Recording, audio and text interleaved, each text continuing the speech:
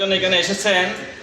যদি এখানে শিবের মহিমা বর্ণন করা হয়, যিনি বর্ণন করবেন আর যারা শ্রবণ করবেন উভয়ই মহাদেব শিবের কাছ থেকে মহা কৃপা আশীর্বাদ লাভ করবেন। কেননা যখন কারো গুণগান করা হয়, যেমন এখানে আমাদের দুলাল বাবু আছেন, দুলাল বাবুর সামনে যদি আমরা সবাই মিলে দুলাল বাবু গুণগান করি, তাহলে দুলাল বাবু কিরকম, ওনার ভাবনা কিরকম হবে? উনি খুশি আনন্দে গদগদ হয়ে ওনার বিগলিত হয়ে যাবেন, ওনার হৃদয় অন্তর সবকিছু, তাই না? তো আমরা যখন ভগবানের সম্মুখে বসে ভগবানের নাম কীর্তন করি বা ভগবানের মহিমা বর্ণন করি, আর শুদ্ধ ভক্তরা যখন এভাবে বসে, আপনাদের মতো শুদ্ধ ভক্তরা বসে যখন হৃদকর্ণ প্রসারণ করে যখন ভগবানের কথা শুনেন, ভগবানের লীলার অপাকৃত কথা যখন শুনেন, তখন ভগবান ওখান থেকে উনি বসে আনন্দিত হয়ে আমাদের সবাইকে পরম আশীর্বাদ করেন। তার একটা প্রকৃষ্ট প্রমাণ হচ্ছে এই জগন্নাথ। জগন্নাথ রূপের পূর্বে কি ছিলেন? কৃষ্ণ বলরাম।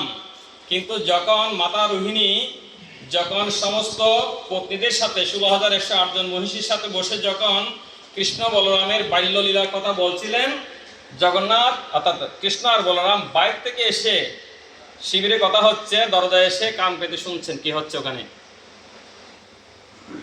অনেক সময় হয় না, আমরা বাইরে থেকে এসে মাতাজিরা কি করছেন না করছেন, পুকুরে বাইরে থেকে কান দিয়ে শুনেন কি বলছে, কার সাথে টেলিফোনে কথা বলছে না বলছে। হ্যাঁ, তো এরকম।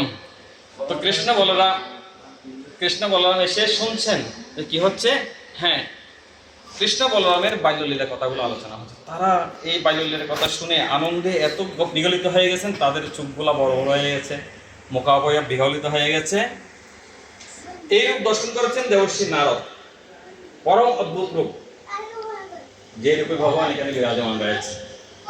এটা কোনো স্বাভাবিক রূপ না, কৃষ্ণের অস্বাভাবিক রূপ, এটা আনন্দে বিগলিত রূপ। তো এইভাবে তাদের আনন্দে তাদের হৃদয় বিগলিত হয়ে, তাদের মুখ বিভাবর বিগলিত হয়ে, তাদের মুখ চোখ বড় বড় হয়ে গেছে, একদম চোখের পলকগুলো বড় করে দিচ্ছে। তো এইভাবে ভগবান যখন তার ভক্তরা বসে যখন ভগবানের কথা আলোচনা করেন আর ভক্তরা যখন বসে শোনেন, তখন ভগবান পরম তৃপ্ত হন এবং পরম তৃপ্ত হয়ে তাদেরকে জলবিদ্যুৎ চক্র থেকে মুক্তি প্রদান করার জন্য চিন্তা করেন। তা এখন আপনারা কি করবেন? আপনারা কি করবেন? আপনাদের আমাদের কি কর্তব্য? কোনো আনসার